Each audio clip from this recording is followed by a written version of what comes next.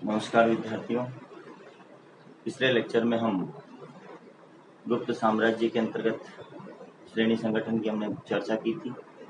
आज हम गुप्तकालीन व्यापार वाणिज्य और राजस्व व्यवस्था के बारे में यहाँ चर्चा करेंगे। तो देखिए, गुप्त काल में व्यापार वाणिज्य का भी उल्लेखनीय विकास हुआ। आंतरिक और विदेशी दोनों ही प्रकार का व्यापार काफ़ी उन्नत अवस्था में था। आंतरिक से तात्पर्य है कि भारतीय क्षेत्रों के अंतर्गत जो आपसी व्यापार होता था वो आंतरिक व्यापार कहलाता था, और भारतीय क्षेत्रों से बाहर अन्य देशों के साथ जो व्यापार होता था वो विदेशी व्यापार कहलाता था। अधिकांशतः व्यापारिक मार्ग जो होते थे वो जलीय मार्ग होते थे, अर्थात आंतरिक व्यापार के अंतर्गत नदी मार्गों का प्रयोग किया जाता था और विदेशी व्यापार में समुद्री मार्गों का। तो यहाँ हम बात कर रहे हैं कि इस समय ये व्यापार इतनी उन्नत अवस्था में क्यों था। इसका कारण ये था कि एक तो गुप्त काल में राजनीतिक स्थिरता थी। राजनीतिक स्थिरता से तात्पर्य ये है कि जो गुप्तकालीन सम्राट थे वो लंबे समय तक सम्राट बने रहते थे। राजनीतिक तौर पर साम्राज्य में किसी प्रकार का कोई बदलाव नहीं होता था। दूसरी तरफ गुप्त काल में, जैसा कि हमने पहले बात की थी, स्वर्ण सिक्कों का बहुत अधिक प्रचलन हुआ था। तो इन स्वर्ण सिक्कों के कारण से और राजनीतिक स्थिरता के कारण से गुप्तकालीन व्यापार काफी उन्नत अवस्था में रहा।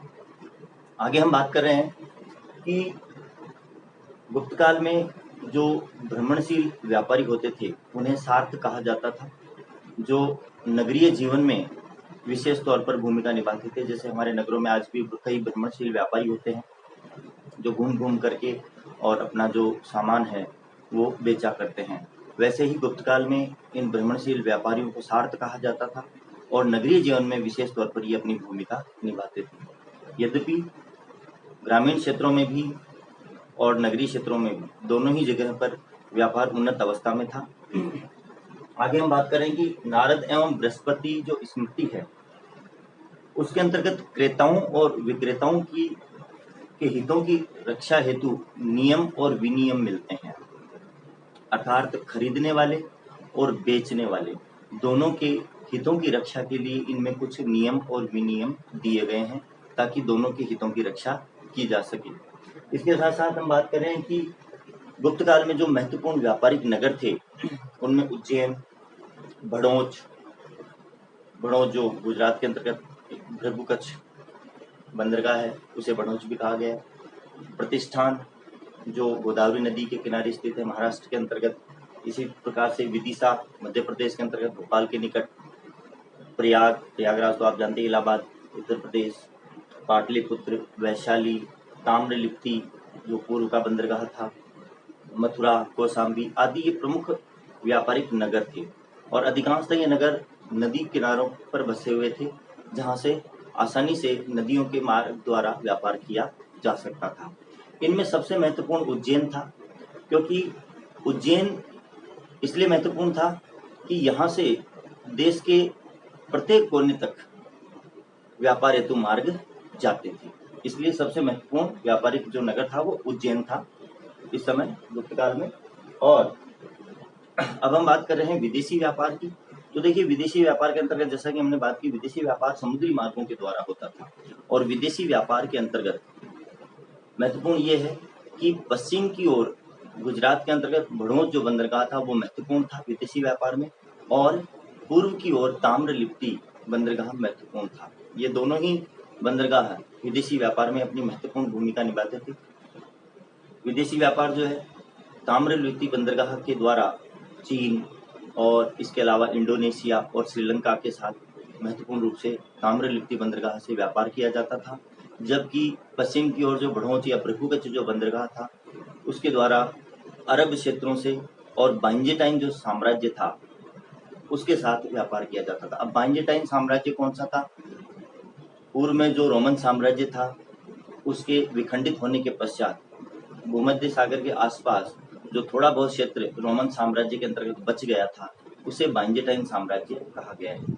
तो ताम्रलिप्ति जो बंदरगाह था उससे चीन, श्रीलंका और इंडोनेशिया आदि के साथ व्यापार किया जाता था, जबकि जो पश्चिमी राष्ट्र थे उनके साथ भड़ोच या भृगुकच्छ बंदरगाह जो गुजरात का बंदरगाह है उसके द्वारा व्यापार किया जाता था।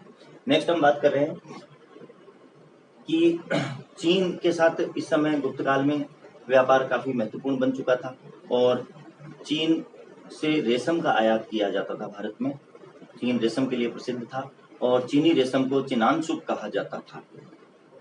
इसके अतिरिक्त चीन से रेशम इथोपिया से हाथीदांत, इथोपिया जो अफ्रीका के अंतर्गत है, और अरब, ईरान और बैक्टीरिया से घोड़ों का आयात किया जाता था, जबकि भारत से मसाले, मोती, वस्त्र, नील आदि ये सब इन देशों को निर्यात किए जाते थे। तो इस प्रकार से गुप्त काल में आंतरिक और विदेशी दोनों प्रकार का जो व्यापार था वो काफी विकसित अवस्था में था। नेक्स्ट हम बात कर रहे हैं व्यापार वाणिज्य के अलावा अब हम राजस्व के स्रोतों की बात करेंगे। तो देखिए, राजस्व के स्रोतों में गुप्त काल में भू राजस्व जो था वो राजस्व में अर्थात आय का एक प्रमुख साधन था। गुप्तकालीन जो अभिलेख हैं उनमें हमको कुछ करों के बारे में जानकारी मिलती है। जैसे भाग जो है वो ऐसा एक कर था जो राजा को भूमि के उत्पादन से प्राप्त होता था, और यह भूमि के उत्पादन से प्राप्त होने वाला जो कर था वो उसमें राजा का जो हिस्सा होता था वो 1/4 से लेकर के 1/6 भाग तक होता था। इसके अलावा भोग जो है राजा को सामान्य लोगों के द्वारा प्रतिदिन फल, फूल, सब्जियों आदि के रूप में कुछ न कुछ भेंट दी जाती थी, जिसे भोग कहा जाता था। ऊपरी कर यह भी एक प्रकार का भूमि कर ही था, परंतु ऐसा अनुमान लगाया जाता है विद्वानों के द्वारा कि संभवतः ये सिंचाई कर था जो अस्थायी कृषकों से लिया जाता था, क्योंकि कई बार सिंचाई की व्यवस्था राज्य के द्वारा की जाती थी, इसलिए ये कर लगाया जाता था। उद्रंग नामक एक कर और मिलता है, यह भी संभवतः सिंचाई कर ही था और यह स्थायी कृषकों से लिया जाता था। स्थायी और अस्थायी का तात्पर्य जिनकी स्वयं की भूमि होती थी और उस पर वो स्वयं कृषि कार्य करते थे वो स्थायी कृषक थे, जबकि दूसरों की भूमि पर कृषि करने वाले अस्थायी कृषक कहलाते थे। तो इस प्रकार से ये 4 प्रकार के करों का हमको उल्लेख इसमें मिलता है गुप्तकालीन अभिलेखों में। जो कर की अदायगी थी वो नकद यानी कि हिरण्य और अन्न अर्थात मेय दोनों रूपों में की जाती थी, नकद भी और अन्न के रूप में। तो दोनों प्रकार से जो भूमि पर जो कृषि कार्य करने वाले कृषक होते थे या जो अन्य व्यापारी वगैरह जो होते थे वो राज्य को दोनों रूप में किसी भी रूप में कर की अदायगी कर सकते थे। नेक्स्ट हम बात करेंगे भूमि, रत्न, खाने और नमक।